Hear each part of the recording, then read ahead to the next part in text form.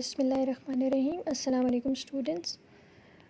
A very pleasant morning to all of you, and I welcome you all in English language presentation for week 7 for grade 7. Talking about the introduction of the work you're supposed to do in this week, first of all you are going to go for a reading comprehension.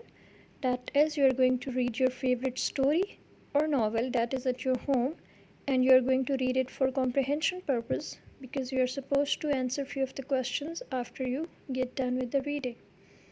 And from unit 4, that is healthy living, you are going to go for a reading comprehension that is given on page 48 and 49, dealing with exam stress, and then you are going to write an essay, how to deal with exam stress.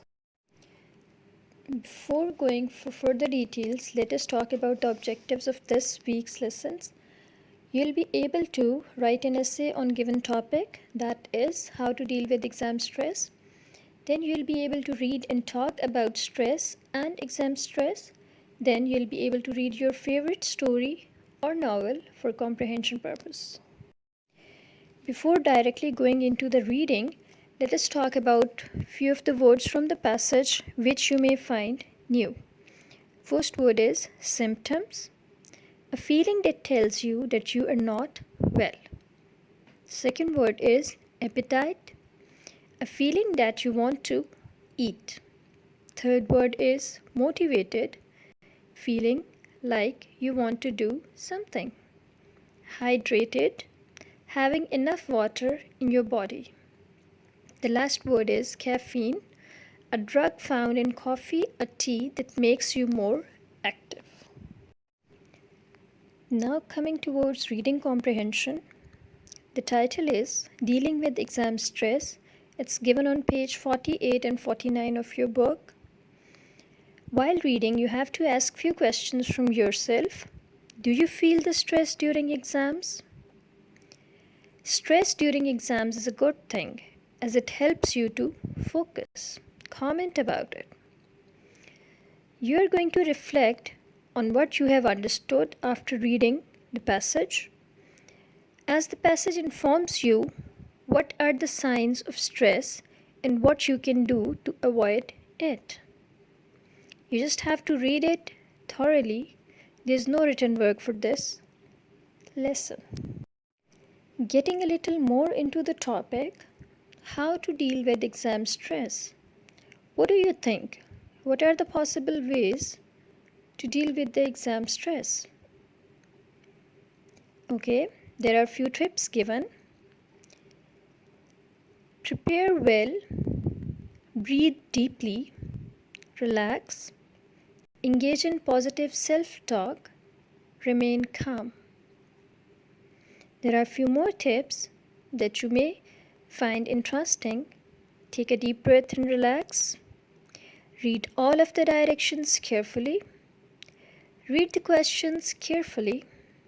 Make sure you understand what is being asked. Look at all of the choices before you answer. Paraphrase the question. Eliminate the answers you know are wrong. Stop and think carefully. Check your work for accuracy. And always do your best. If you find any other tips to deal with exam stress, you can mention that in your essay writing. Now heading towards the writing workshop, dealing with exam stress. You are going to write a short essay on how you deal with exam stress. How do you prepare for an exam? Which situations make you feel stressed?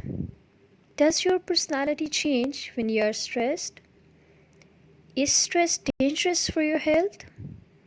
In which situation can stress be a good thing? You have to think about these questions and the answers of these questions you are going to add in your essay. The word limit for essay is 175 words.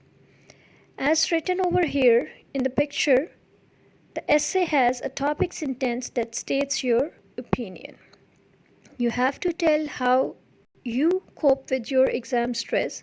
You can take help from the previous slide in which there are tips given to deal with exam stress, And if you have got more tips, you can add your own in the essay as well. So, moving towards lesson 3, that is basically your favorite novel or your favorite short story.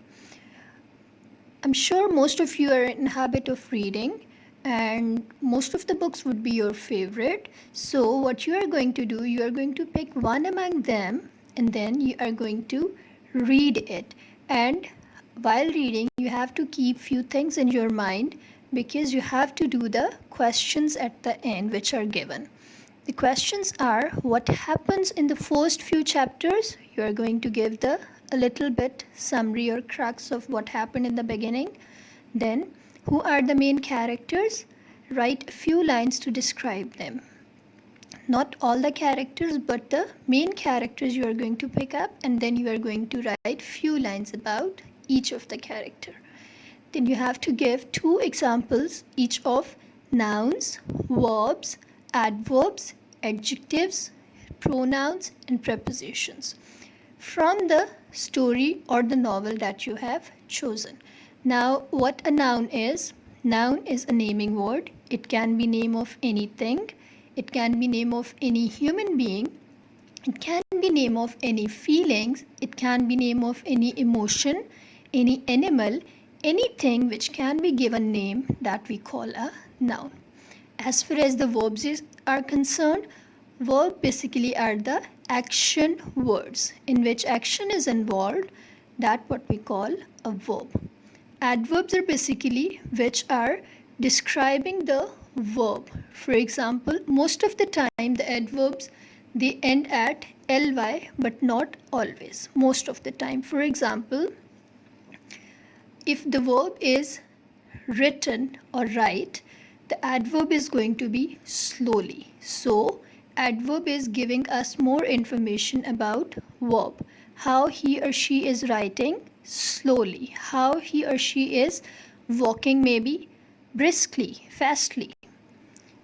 As far as adjective is concerned, that describes noun. That tells us more about noun. For example, if noun is a girl, adjective can be pretty girl.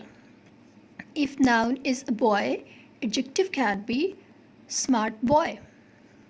Talking about pronouns, pronouns are those words which we do use at place of noun. And what is the purpose of using them? Just to avoid the repetition of noun again and again. For example, we do use pronoun he for mentioning a boy. We do use pronoun she for mentioning of a girl. We do use pronoun it for mentioning of any of the non-living things or maybe for any of the animal. As far as preposition is concerned, these are basically words which are used as joiners.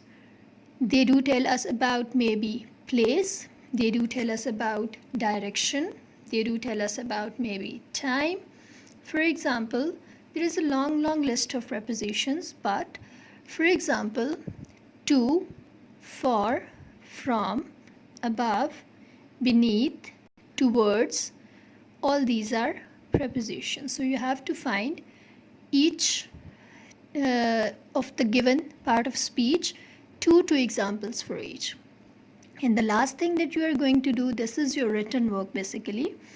You are going to make sentences of any of the 6 identified parts of speech.